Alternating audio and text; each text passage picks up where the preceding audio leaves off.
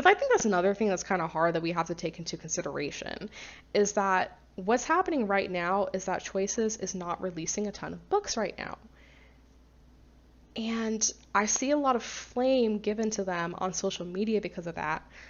But then there's like, well, why isn't the book like this? Why don't you have more of this? And I'm totally with every one of you.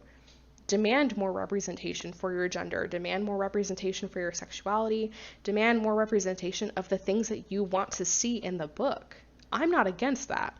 But I think it creates this interesting dilemma whenever people are demanding more things in a book, but also demanding for books to be released at a faster frequency.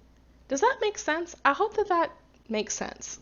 Because the truth is that if something's already in production and then you have to go back and change a bunch of shit, you're kind of sacrificing the release date, which of course they have not only a commitment to their parent company, but also to their readers and their fans to release books on the expected timeline.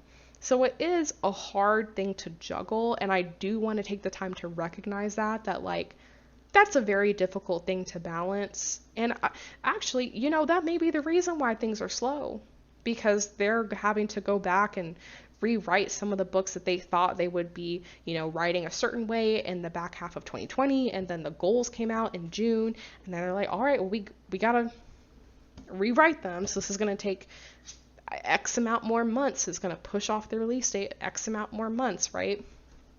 So, maybe that's a part of the reason why things are kind of slow right now, but I did just kind of want to give a little bit of credit.